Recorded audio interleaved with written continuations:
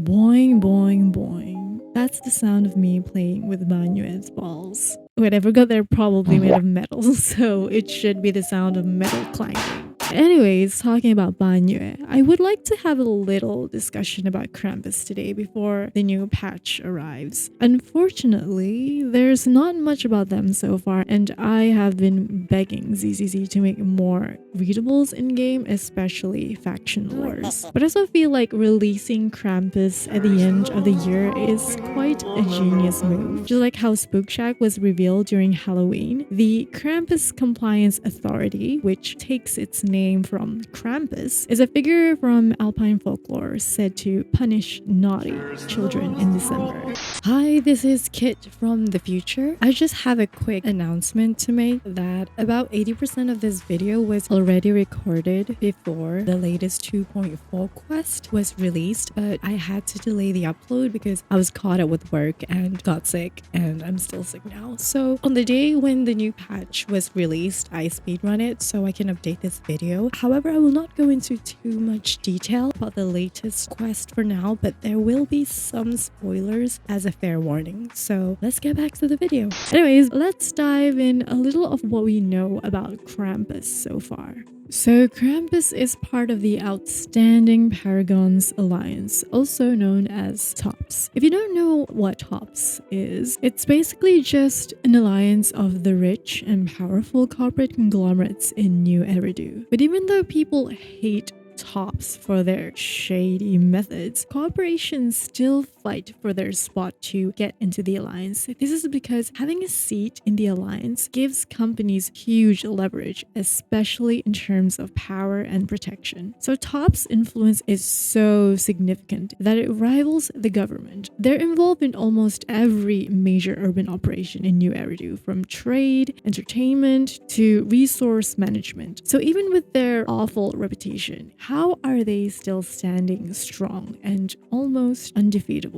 Well, that is where Krampus comes in. Krampus is not actually a company that gains direct profits like the rest, but it's actually a group that regulates members of the Round Table to answer the higher-ups in TOPS. This is what they call quality assurance to maintain TOPS' strong position in the city. Because in the end, the market is a brutal game. Even long-standing corporations within the alliance get thrown out the moment they caught lacking. So the Round Table's version of mercy is letting its members bend the rules to survive. But once they push things too far, Krampus steps in to become the corporation's disaster. But of course, when doing the recent quest with one eye open and thoughts only filled with a lot of things, Krampus looks like the moral police within TOPS. They have been helping Proxy, so that means they're kind of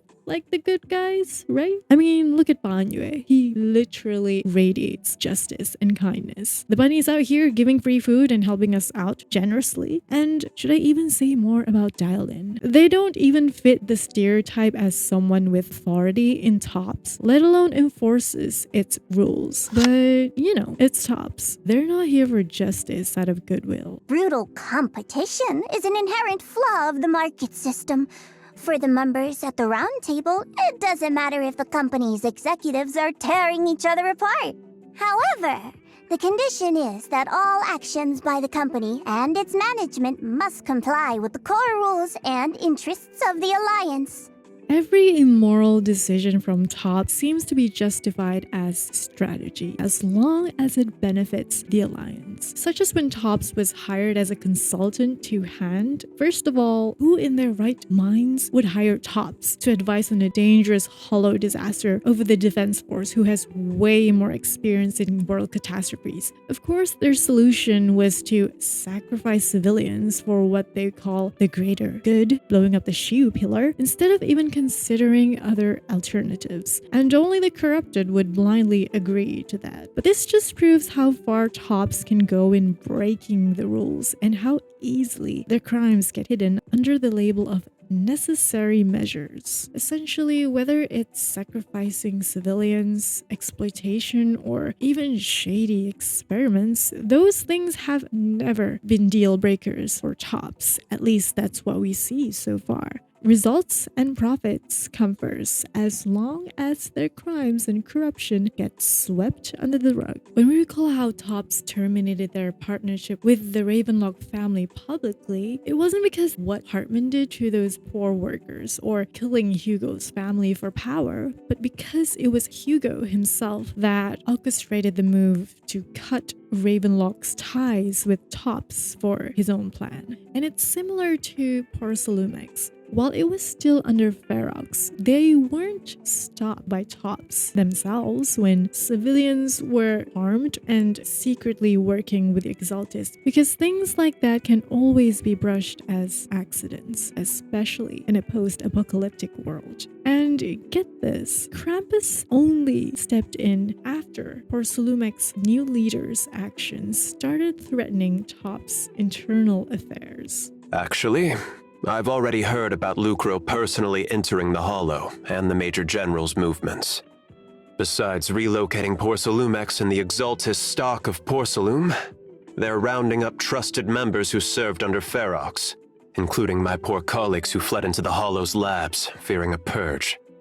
The dust hasn't even settled, yet they're already discarding what they no longer need, proving that the only thing crueler than one ruthless boss is another.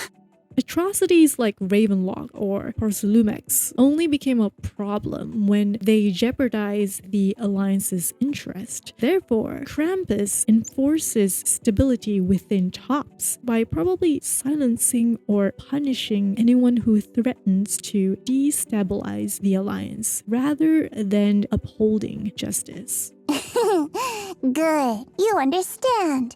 If you mess up your mission, cleaning it up will cost extra.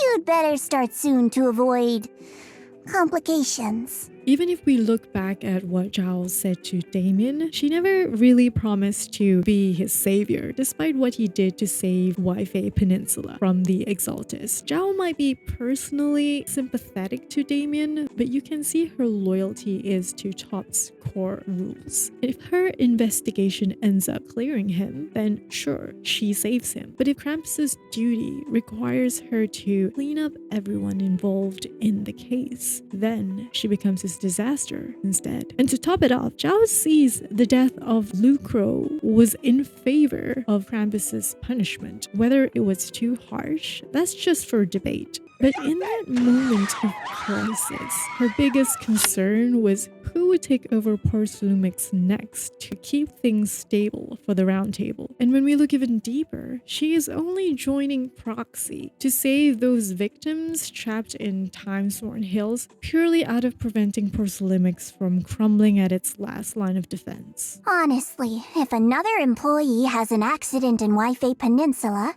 not even Krampus will be able to protect Porcelumex. But here is where it gets even more interesting. Although he's not really a friend, I do have some understanding of the way Damien does things. He's determined to survive this brutal game, but he's also someone who would never cross the line. Huh. You've got sharp and beautiful eyes. I hope you'll never become the enemy of Krampus.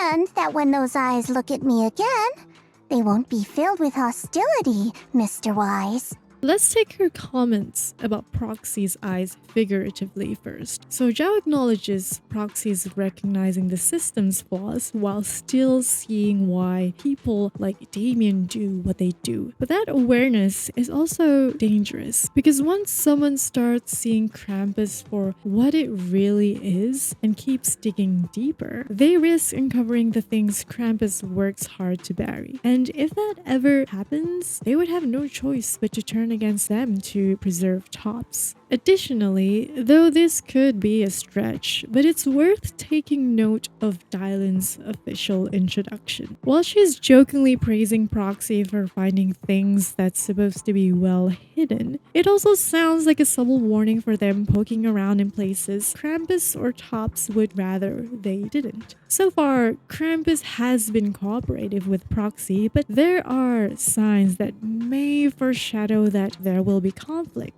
We have seen some of that in the latest chapter. While Proxy genuinely wanted to save those who were trapped in the old mining site and to help Ye Shongguang to find her brother, Krampus had something else up their sleeve. How does it feel to play the role of a warm-hearted person? I'm not warm-hearted. Just trying to get some good reviews to boost my performance and helping out my new friends along the way. You're really getting into it. As your colleague, I would like to remind you not to forget about the task. However, if we take Zhao's comment to Proxy's eyes literally, then that leads to another discussion. Lately, something clearly has changed in Proxy, especially their eyes, ever since the incident with Bringer. At least, that's the first time the game shows their eyes glowing outside of the usual HDD activation. Seems like Bringer might have awakened something in them, and we now also know more what the creator's power truly is about. My authority comes from the creator, so it naturally returns all things to their true state. The creator is different. Their power doesn't take, it gives. They can restore her true freedom, completely severing the connection between the sword and your sister, freeing her from its chains. And with the mayor's intervention, their hidden power is now on the path to being fully restored, allowing them to come into direct contact with ether inside the hollows. And since then, strange things have been happening. And now, certain people are starting to notice their peculiar eyes too. The first is when Proxy saved Vivian from corrupting into an ethereal. As Lycon explained, all existing methods in New Eridu are focused on resisting corruption through prevention, but it's hardly about reversal. Meanwhile, boosting ether aptitude levels only slows the inevitable, and even that fails most of the time, like we see in Harumasa's story. Yet, in Proxy's case, Vivian's condition receded. So this suggests Proxy's ability to actively manipulate ether itself. Second is when Seed was able to see through Proxy's eyes as a tech system and recognize them as the same kind. So this shows that Proxy has some kind of built-in system similar to Seed, both sharing their origins from Helios Academy. Plus, it has been confirmed that they are the outcomes of Helios Academy's experiment. Overall, in Seed's case, her powers were triggered by intense emotions. She could overload and destroy mechs when she loses control, and even after being trapped in the hollow for over a week and a half, she showed no signs of corruption. And Proxy had a similar moment when they watched Vivian nearly die. So their similarity lies in an innate ability to manipulate ether energy. And recently, Tops have been trying to make a similar tech that can do such a thing. And yeah, it is the Lumen boxes, or more precisely, Master Lumen. So having Zhao to take notice of Proxy's eyes kind of reveals how Zhao is familiar or has seen such similar tech from Tops. And when Master Lumen, I don't know, probably exploded to stabilize the ether levels and reduce miasma, it's very similar to the way Proxy saved Vivian, as you can see these two different shots. I know some would argue it might be a coincidence or the devs are just lazy, but still they both share the same mechanism to control surrounding ether. But even before the Lumen boxes were invented, Tops have been doing similar research for a long while, and Banyue is one of their byproducts, a killing machine designed to suppress miasma and tank a lot of ether. They were mass-produced and placed around Waifei Peninsula. But why only there? Well, remember, Waifei Peninsula has a lot of resources, especially porcelain. It's a strategic move to monopolize the area and capitalize those valuable resources while waiting for full ether control to develop. And at the end of the day, whoever can fully control ether holds the real power in New Eridu and decides its future. It makes makes total sense why the mayor is backing up Proxy so hard and wants to stay on their good side, knowing that they are a key piece on the chessboard. And while some of this is still speculation, we can already see how much power tops hold as of now and why they are considered as equal rivals with the mayor. So now we're kind of back to the old question. Are they our friends or enemies? Well, first let's talk about how Proxy's power to manipulate ether energy didn't just stop there. Somehow, miasma has enabled Proxy to go through people's memories, as we saw with Yishuan and Yidari. And Proxy has acknowledged that recently.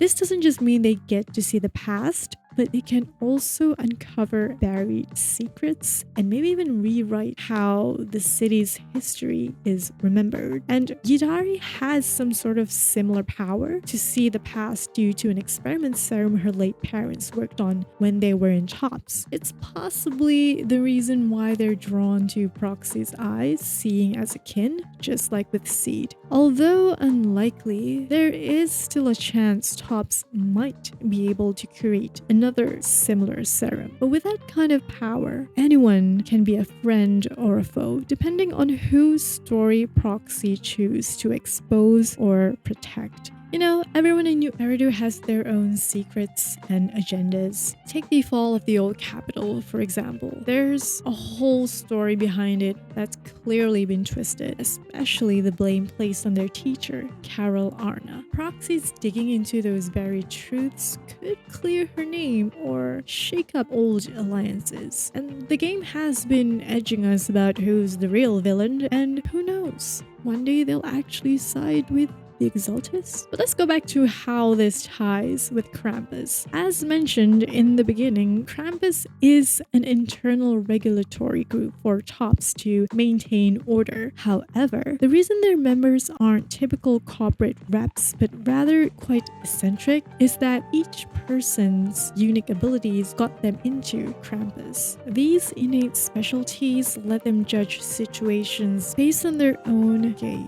And so this sort of creates some tension. Interactions between Krampus and the Proxy becomes deeply personal, with each member potentially seeing Proxy's powers and actions through a different ethical lens. However, I also personally think this is an interesting dynamic. While Tops prioritizes profits and conceals most of their crimes, that doesn't mean every member of Krampus blindly goes along with it, because each of them has their own way of judging right and wrong. Their responses to Top's actions can vary widely. And Dalian's not as ruthless as she seems. Her judgment towards Banyue was very fair and gave Tops a new result that wasn't the original plan. But of course, at the end of the day, all of their judgment should only align with what's best for Tops towards the correct path, which I believe is what the core rules and the alliance's interests are. So it's a pretty murky situation that doesn't just depend on what Proxy's actions are towards uncovering the secrets that they're hiding, but on whether each Krampus member sees Proxy as a threat towards staying on that correct path.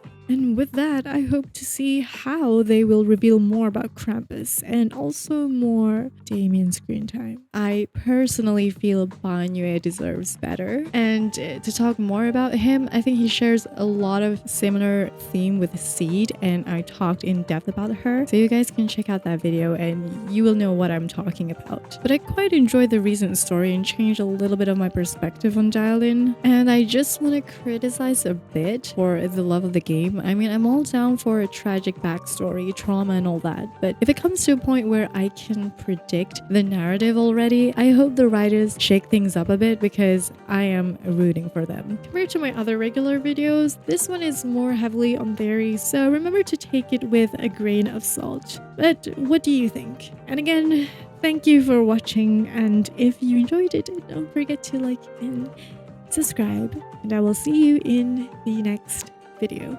Goodbye.